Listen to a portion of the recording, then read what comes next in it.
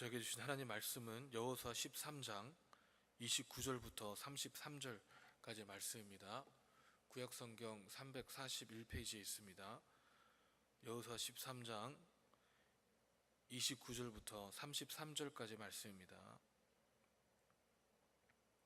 살아계신 하나님 말씀을 봉독하겠습니다. 모세가 므낫세 반 지파에게 기업을 주었으되 므낫세 자손의 반 지파에게 그들의 가족대로 주었으니 그 지역은 마하나임에서부터 온 바산 곧 바산 왕 옥의 온 나라와 바산에 있는 야일의 모든 고을 60성읍과 길르앗 절반과 바산 왕 옥의 나라 성읍을 아드라듯 에드레이아 이는 므낫세 아들 말길 자손에게 돌릴 것이니 곧 마길 자손의 절반이 그들 가족대로 받으니라. 요단 동쪽 여리고 맞은편 모압 평지에서 모세가 분배한 기업이 이러하여도 오직 레위 지파에게는 모세가 기업을 주지 아니하였으니 이는 그들에게 말씀하신 것과 같이 이스라엘 하나님 여호와께서 그들의 기업이 되심이었더라. 아멘.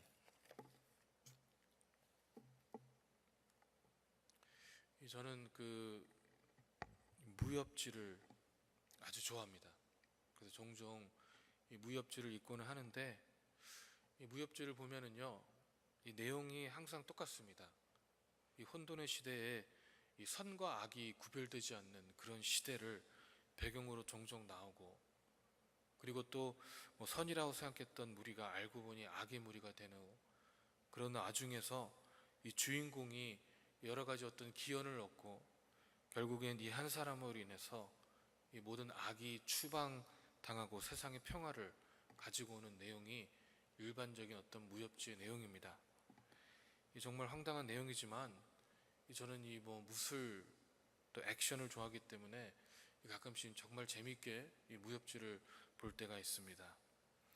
한 가지 재미있는 것은 요즘 시대를 살아가는 저희들도 이 가만히 생각해 보면 점점 더 이 선과 악의 이 구별이 애매모호해지는 그런 시대를 살아가고 있는 것 같습니다.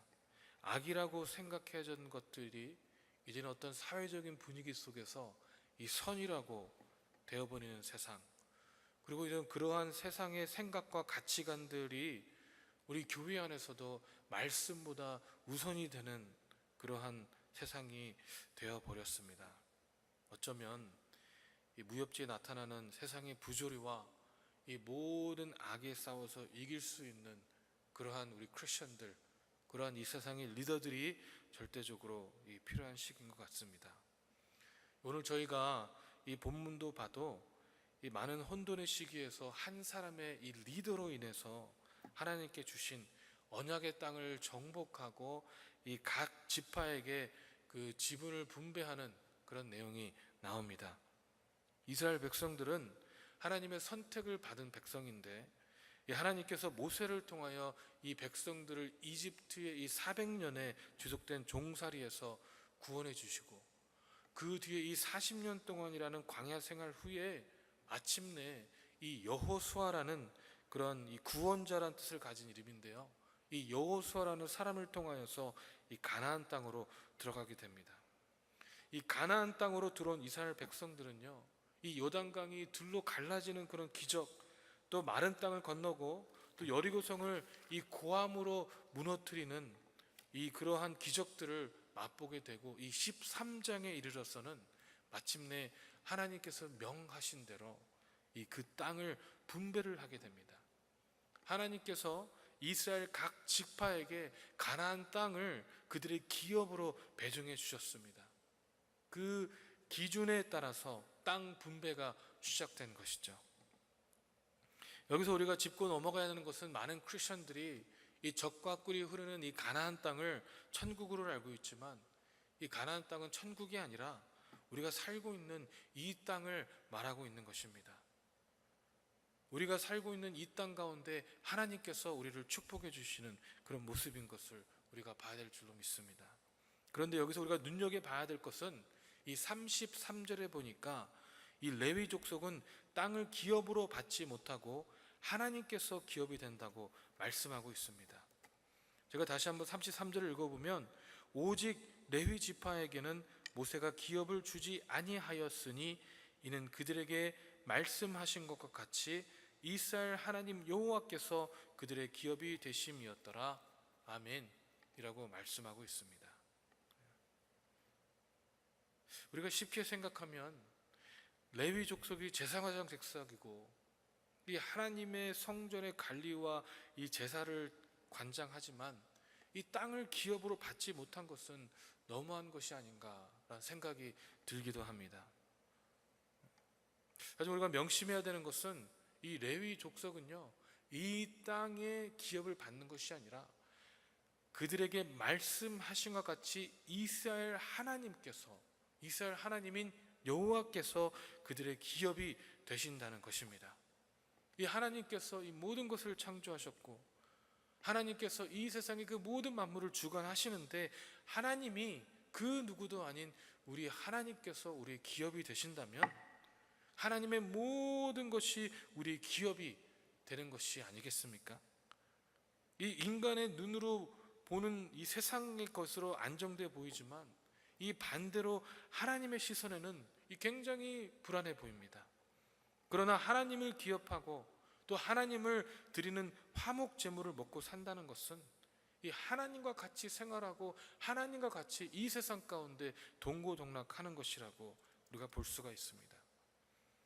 우리가 이 구절을 굉장히 중요하게 생각해야 되는데 이 제사장 족속이 레위 족속이 다른 기업을 받지 못하고 이 하나님의 기업을 받았다면 과연 이 시대의 이 제사장, 즉 만인 제사장으로 살아가고 있는 우리들은 과연 어떠한 것을 기업으로 살아야 되겠습니까? 이 세상에서 우리가 가지고 올 수 있는 편리함, 이 세상에서 우리가 가지고 올 수 있는 어떤 명예, 권력, 직장, 이 세상에 우리가 누릴 수 있는 것들을 우리가 기업으로 받아야 되겠습니까? 아니면은 이 세상의 관점에서 아무리 부족해 보이고 작아 보일지라도 오직 하나님의 말씀, 오직 우리 여호와만이 우리의 기업으로 살아야 되겠습니까? 이 레위 제사장 족속 외에는요, 이 땅을 분배받고 그 땅 가운데 그들이 기업이 됐지만 제사장 족속만큼은 이 땅 가운데 그 어떤 것도 그들의 재물로 삼지 아니하고 기업으로 삼지 아니하고 오직 여호와만이 기업으로 삼은 것을 우리는 명심해야 될 필요가 있습니다.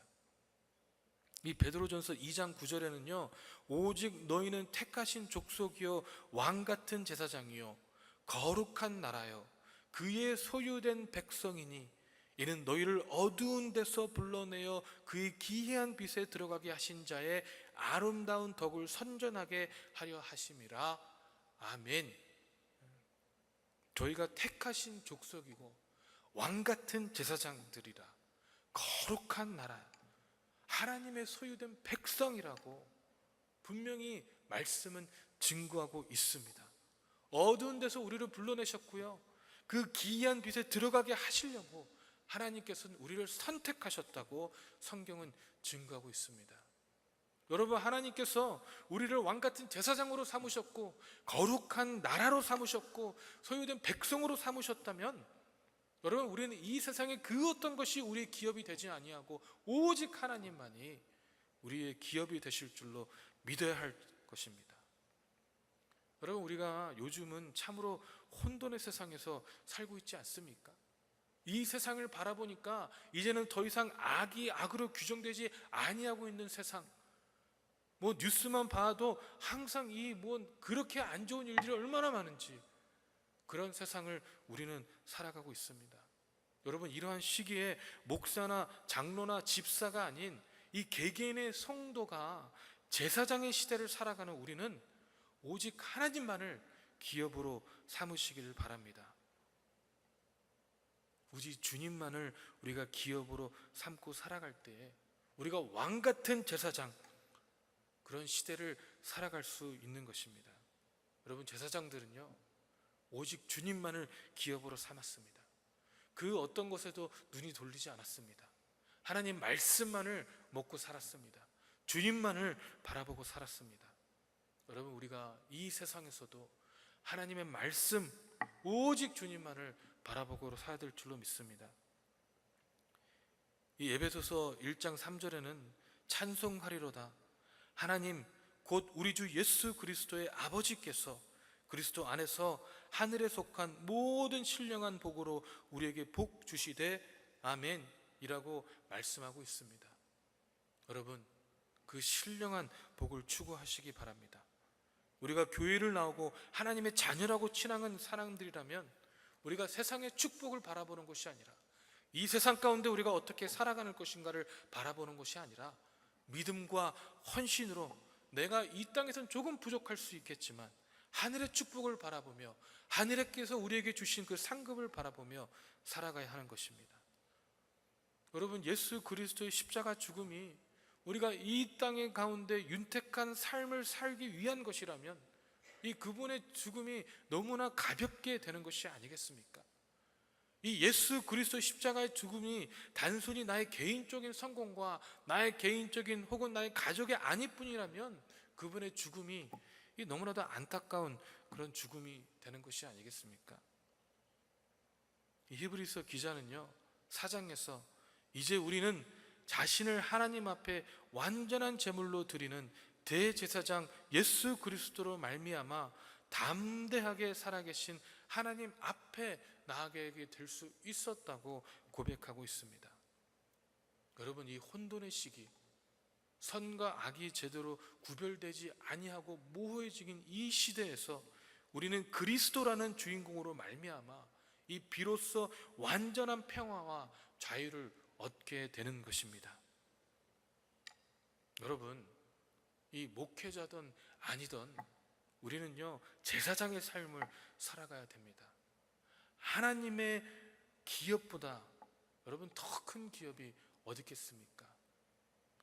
이 땅의 기업이 아닌 하나님을 기업으로 삼으시는 저와 여러분 되시기를 주님의 이름으로 축원합니다. 기도하시겠습니다. 사랑의 하나님, 참으로 감사합니다.